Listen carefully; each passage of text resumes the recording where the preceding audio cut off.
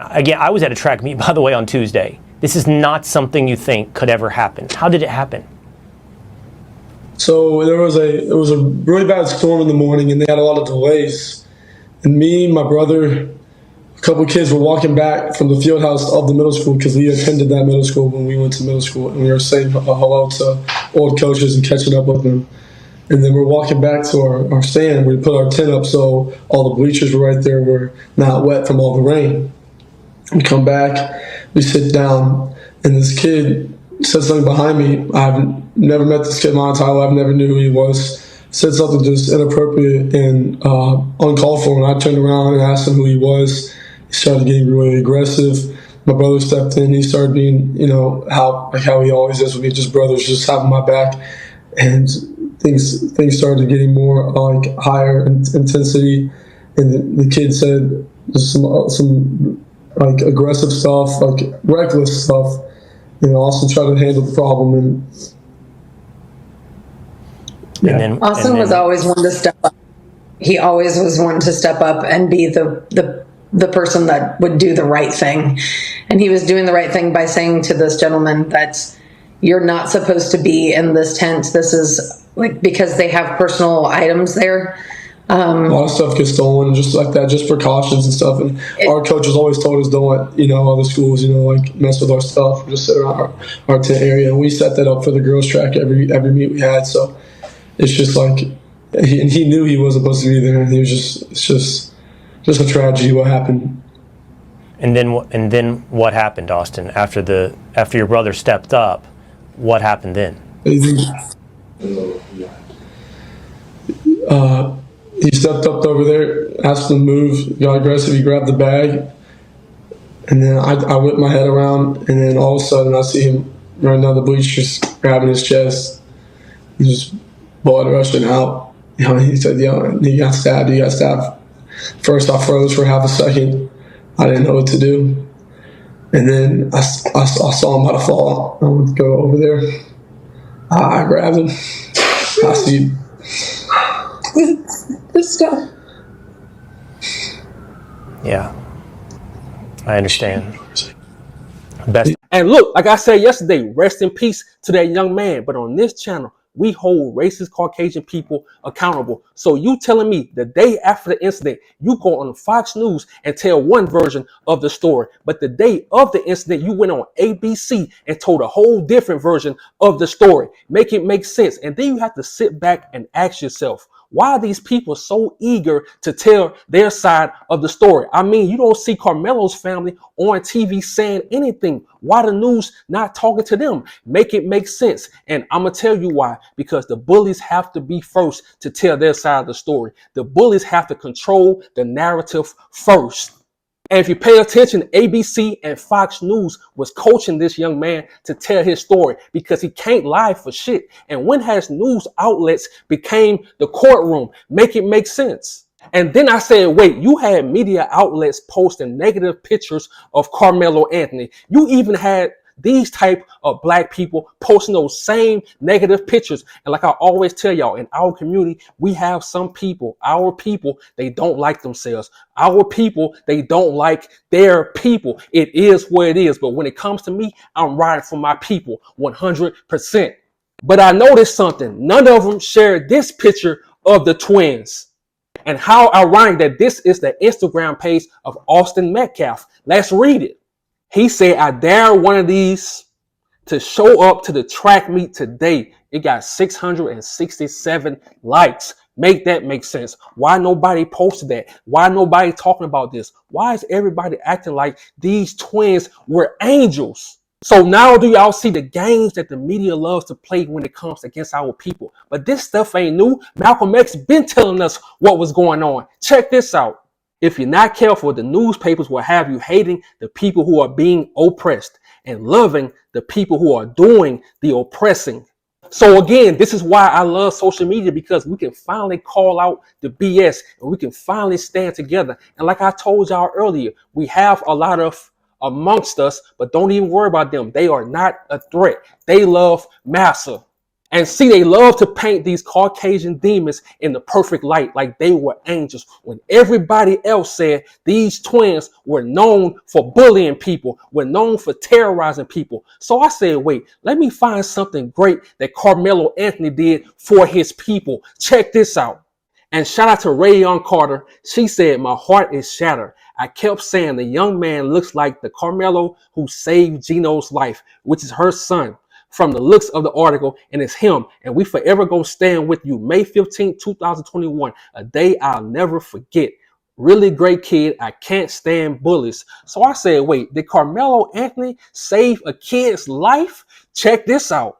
And if you think I'm lying, here's the article.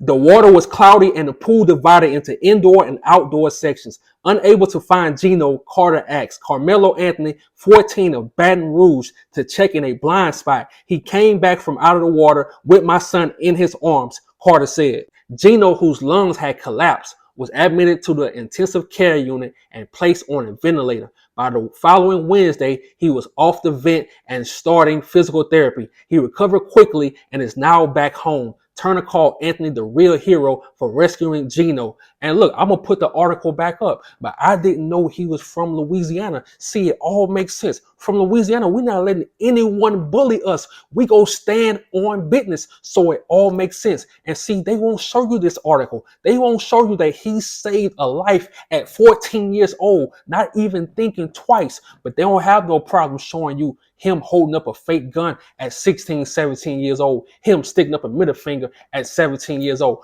Bro, we all was 16 and 17 years old. If you go back and post some of the pictures that we took at 16 and 17 years old, all of us would be judged. Make it make sense.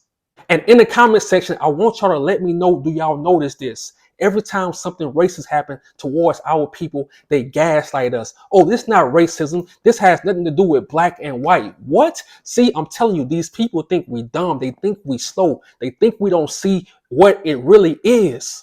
And look, I'm going to keep it 100. I don't care how much gaslighting y'all do towards our people. When you harm our people, we go speak on it. I don't care what you say, because when it's black people, y'all don't mind talking about that. Y'all don't mind making money from black on black crime. Y'all love it. Y'all love those topics. So keep that same energy when you come to my channel, because we let nothing slide. To my people, I'm going to leave the link to the GoFundMe account in my description. This family needs our support. This family needs the best lawyers. So go donate. We got. But before I go, where the black pastors at? Marvin Sapp, he asked for $40,000. He has a church in Fort Worth, Texas. He hasn't said anything about this story. TD Jakes, he has a church in Dallas, Texas. He hasn't said anything about this story. Kirk Franklin, he's from Fort Worth, Texas. He hasn't said anything about this story. I'm tired of these fake ass pastors just getting up there for money, but with some real shit going on in our community, YouTubers have to talk about it. YouTubers have to stand on business. So forget them. Even these celebrities, these fake ass celebrities, they haven't said anything. They haven't shown any support. They haven't donated any money, any large amount of money to help the community. So forget these fake ass celebrities. Also, if you want to ask me, all of them are a part of the CIA. And if you really want to think about it, it's not just Frisco, Texas. We can go to Amarillo, Texas. And I'm going to leave y'all with a short clip after this video. But a few months ago, Felita Bailey, 25 years old, was murdered by a young Caucasian man. And the police found all the evidence. They had video footage. They had witnesses. And guess what? They still set him free. So where's the outrage for her mother? Where's the justice for her mother? Did anyone care about her mother? Tears? Nobody cares. So yeah, free Carmelo Anthony. And I'm glad you stood on business to protect yourself. I'm hurt that you have to go through this in that racist ass town, but we won't forget you. We won't stop fighting. I'm out. Amarillo Police Department is still investigating a homicide that occurred during a Labor Day weekend after party. The family of the victim, Felita Bailey, wants justice and answers. ABC 7's Reagan Lopez has that story. My daughter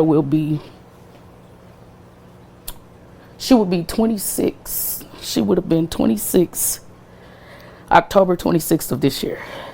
According to police, officers responded after a fight started that spilled into the street where shots were fired. Felita Bailey and another victim were taken to the hospital where Felita died. She spent her last moments fighting men.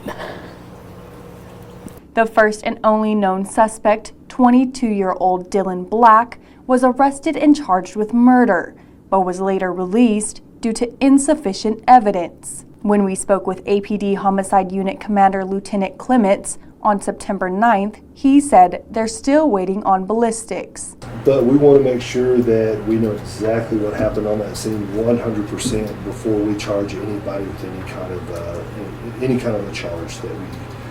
Clements said there are new leads, but the case is still an ongoing investigation, and not much can be shared.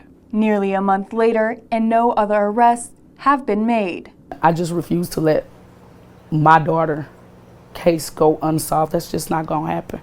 I'll fight. I can't even grieve because I have to fight. This is my only child. The family of Felita Bailey asked witnesses to come forward with any information that might lead to an arrest. In Amarillo, Reagan Lopez, ABC 7 News.